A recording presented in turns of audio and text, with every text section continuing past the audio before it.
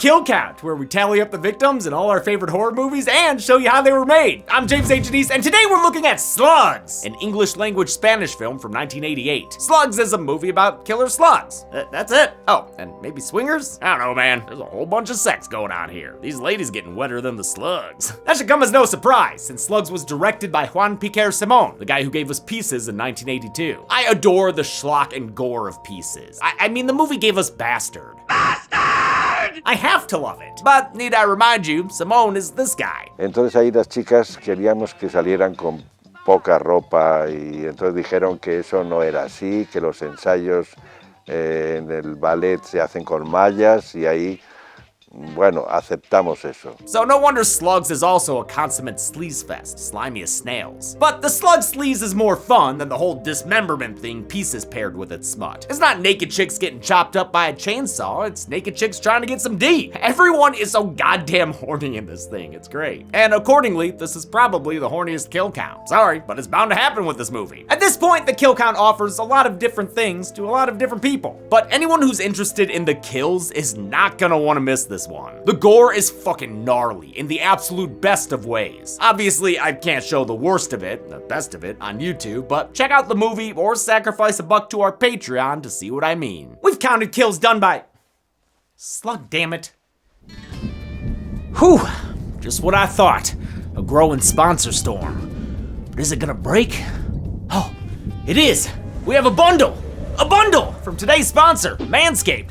Hoo-wee! Just look at that beautiful beard and balls bundle go.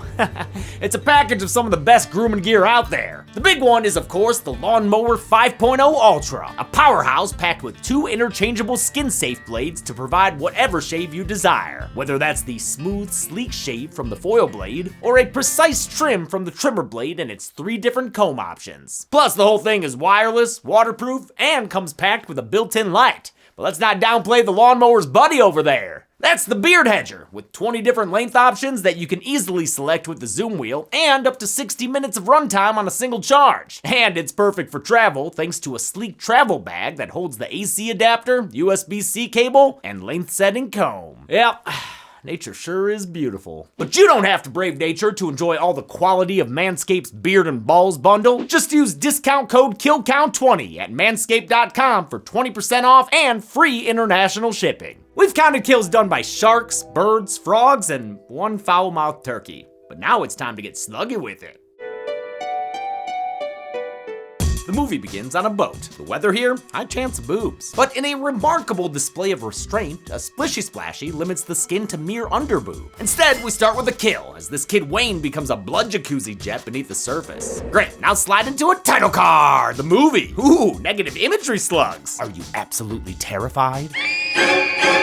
I thought so. A drunk guy named Ron Bell spends his time drinking and getting hunted down by roving gangs of youths. Dude's so pathetic, he even gets rejected by man's best friend. You don't like my house? It ain't good enough for you, huh? Guess the fucking porch is a better place to park her ass, pooch? Since he lives amidst garbage and sadness, he doesn't realize his basement is infected with slugs. His couch too, apparently. I think he's getting slugged. Now we're in here with these folk, and I don't know anything about them yet, but they're hanging out at a place where they let this guy and his stash inside. So I can't really trust it. Married couple Mike and Kim Brady go home so they can get sexier and talk about the other couple they were just with. Do you think Maureen's attractive? She drinks too much. That's not what I mean. Can't say for certain why she's asking, but no matter. Maureen's not there, so they're gonna have to get down and dirty themselves. All the while, they're watched by peeping slugs. Aw, man, they're splooging on the window. Mike Brady. Wait, that's his name? It's Mike Brady? Yes, it's Mike Brady. Okay, sure. We'll pretend the other guy doesn't exist. Mike Brady is a health inspector and wait, Wayne County? We near the Big D? No, actually. Slugs takes place in a fictional horny heaven known as Ashton. That Marine chick isn't impressed by it. Another fun-filled night in Ashton. Mike and Ashton's sheriff, who hates him, have to evict someone today. But I don't know what movie this composer thinks he's working on.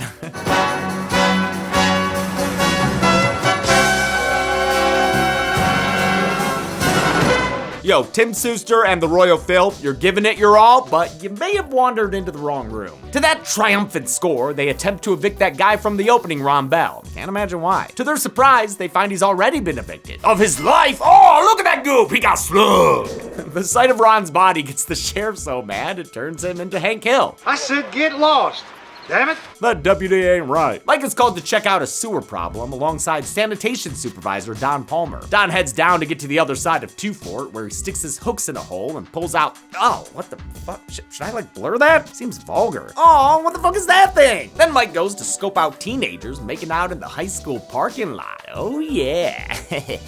Actually, he's here to pick up his wife Kim, who's a teacher, known to her students as the Wicked Bitch of the North.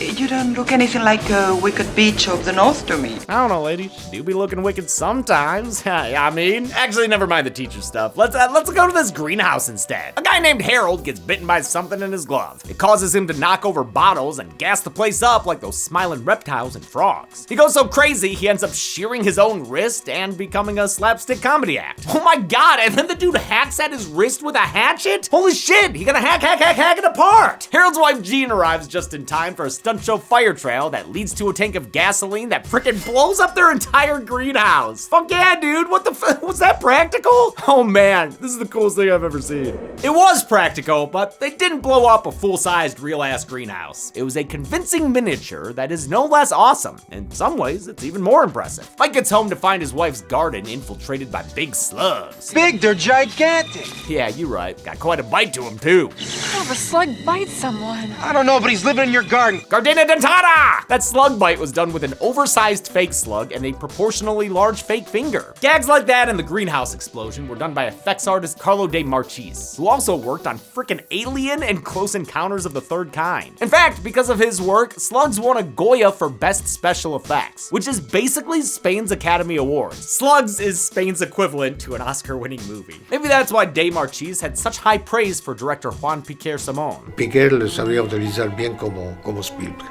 Alright, dude, maybe calm down. I will say though, even though the guy has said some skeevy things, a lot of his cast and crew had high praise for him and said he ran a fun set. So I don't know, do with that what you will. Mike and Kim take one of their giant garden slugs to her school, where she promptly disrobes. Careful, Kim, there might still be kids there. They give the slug to John, her English teacher friend. I mean her science teacher friend. He's English like his nationality.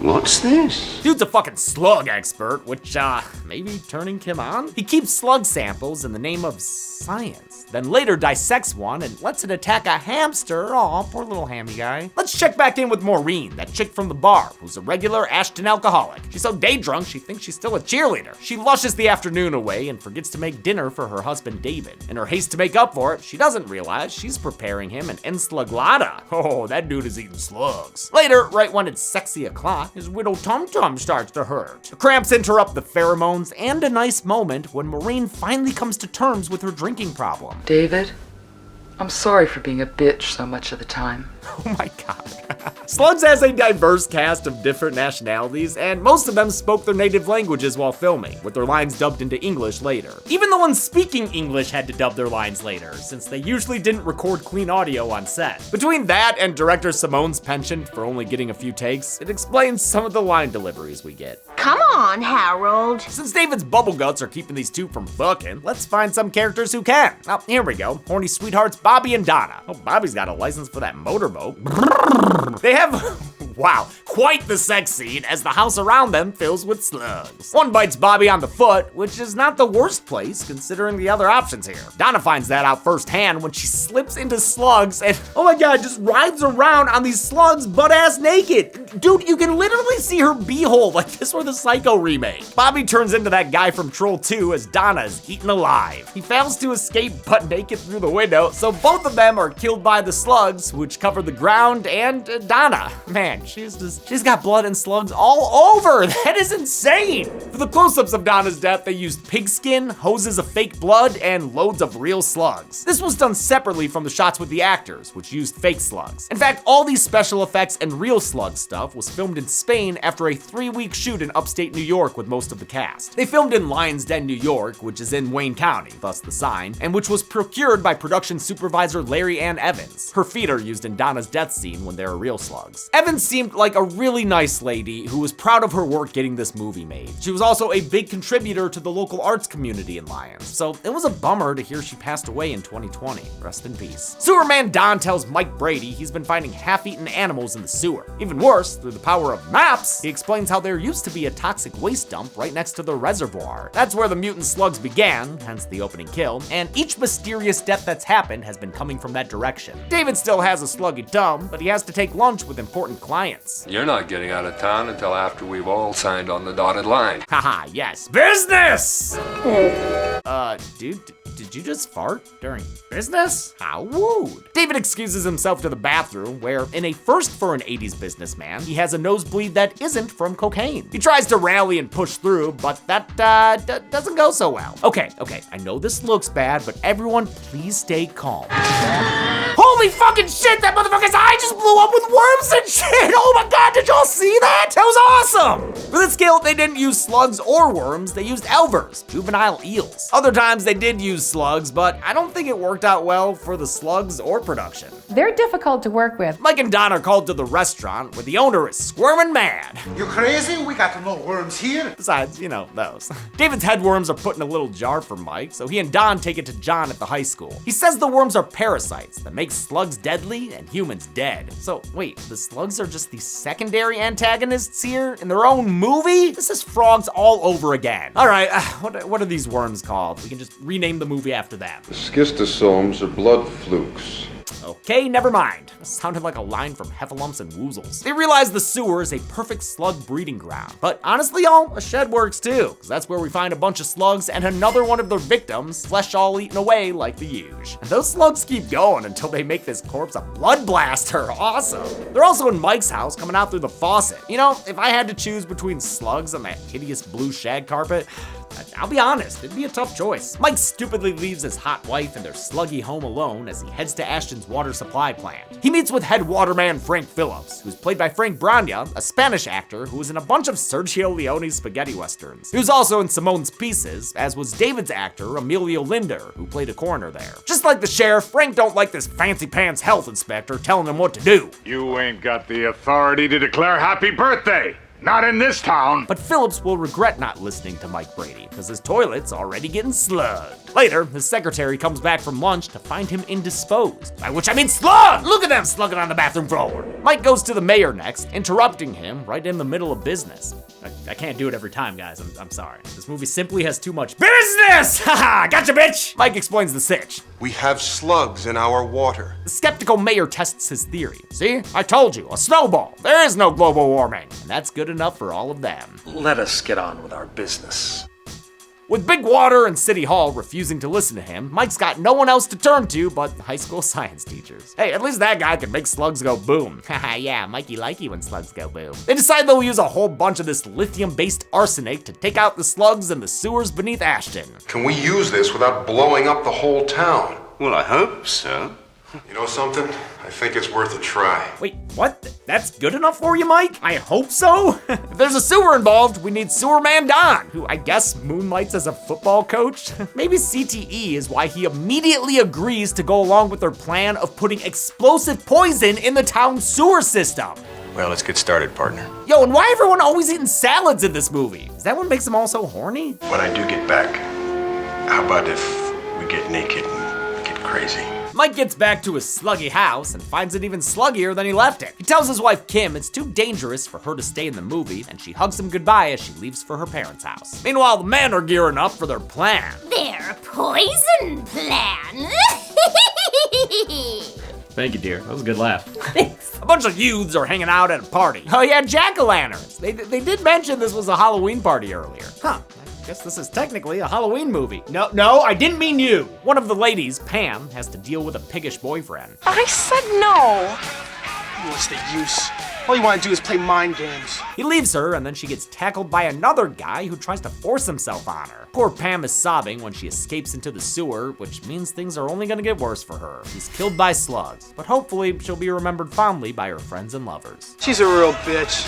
God damn it. Mike, Don, and John set out to poison the sewer slugs. As John waits above the main breeding chamber, Mike and Don traverse the tunnels trying to make sure all the slugs are in the danger zone. Along the way, they electroshock a whole bunch of slugs they find on What is that, a slug slide? They finish their sewer spelunking and find a good spot to drop a homemade bomb. They fill this chamber with trash bag meat, which creates a veritable slug pool. All of them want to head to that party. That means their job is finished, but on their way out, a blast of poop water sends Don into the slug out and turns him into a little doll. Damn, not much you can do here, Mike. Okay, except climb across that pipe like a frickin' ninja warrior. Holy shit, Mike, that is incredible. But sadly, it's all in vain. Don's pulled underwater and turned into blood water as Mike scurries away on the pipe. At least he looks back to see the amazing effects of Don's corpse bubbling up above the surface. Mike escapes out of a manhole and tells John to shove the poison into the water line. When he does, it sets off a series of fireballs and explosions, which is awesome as hell. Yeah, it also kills the slugs. But more importantly, these explosions, yo. Oh, wait, that one was just the greenhouse explosion again. You can't fool me. I ain't a dumbass like all these kids run around. Especially the one who hits his head on a car. They really did set off explosions with fake slugs in Lion's Den. And decades later, locals were still finding them strewn about the town. The pyromaniacal plan works and they save the day. Dudes rock. Too bad Don didn't make it out alive. Feel bad for his wife. They were supposed to get naked and get crazy that night. At least Mike's hot wife is okay. That's a happy ending right there. Or is it? That's right. This ending just got slugged. How many bodies became worm food or slug food? Let's find out and get to the— almost done? Yeah, I'm just wrapping up here. Let's find out and get to the numbers. I just wanted to see if you were almost done. Oh, yeah, I'm done. I can be done. Let's go. See you at the numbers later, I guess. There were 11 kills in Slugs, with the victims consisting of 8 men and only 3 women. That gives us this sluggy pie chart that you do not want to eat, unless you're looking to have your eyes explode. We've seen this count and gender breakdown 3 times before on this show, including recently in Hatchet. With a runtime of 89 minutes, Slugs had a kill on average every 8.09 minutes. I'll give the golden chainsaw for coolest kill abso-fucking-lutely to David, the man whose head became a red wine sluggy nova. This kill is an all-timer, and earns that Goya all by itself. The machete for lamest kill will go to Pam, whose death was both lame and undeserved. And that's it! Slugs came out in 1988 and was based on a novel by Sean Hudson that our researcher Bella says has even more graphic gore and sex scenes, which, like, how? I'm so happy I finally got to cover this one. But until next time, I'm James A. Janice. This has been The Kill Count. On the next Kill Count. Concerned parents of 1985, beware. There are more threats than ever waiting to corrupt the youth of America. Drugs, dirty movies, Ass sandwich. and a black-gloved killer stalking the streets at night, like some sort of, Night Stalker. Exactly! The madman responsible? Why, it's that Devil Ty West, of course. His latest adventure in smut, Maxine, even has the XXX in its title. Maxine Minx is back. She's blonde, and she's taking Hollywood by storm. Y'all should cast me in this movie. Oh, really? Why is that? Because I'm a star. Star of a low-budget horror sequel, but hey, it worked for Leo, so it can work for her too. The only thing standing in her way is a sleazy private dick. Say, ain't you that dirty movie actress? A couple of meddling cops, and a serial killer. So, yeah, actually, there's a lot in her way. Maxine might be the weakest of the X trilogy, but it still features a killer cast, some Giallo-inspired goodness, and a bunch of iconic Hollywood landmarks. It's a motel from Psycho. It sure is. This week, watch Maxine and see what all the satanic panic is about. Then on Friday, put a quarter in the slot and prep your beepers for the kill count. Only on Dead Meat. Maxine. It can currently be watched on the pictured streaming platforms. Dead Meat always recommends you watch the movie for yourself before its kill count. It's the only way to have your own properly informed opinion. Kill counts are never meant to replace the experience of watching a film. Thanks a lot for watching this kill count on Slugs. I wrote the first draft of this script over a year ago. It wasn't on the schedule or anything, I just wanted to do it, like, for fun. That's how much I fucking love this movie and how much I love doing kill counts on movies like this. Next year, I'll probably start doing more of the one for you, one for me schedule. These episodes may not do as well, but they're the ones that make me laugh the most, so I want to just keep doing them. I'm still not thrilled with my hair situation, but it is what it is right now. I'm gonna have some growing pains for the next few months, but then I'll be able to do with it what I want to. And if you don't know why or what I'm talking about, tune into the weekly live stream updates on Dead Meat Presents. I get all sorts of candid there. I want to thank some patrons like Conrad Whitestar, Ben Pervinich, Elena Gonzalez, Henry Flores, Joshua Meyer, Jonathan Sutton, and Jason Robert Bryden. Thanks everyone. Be good people.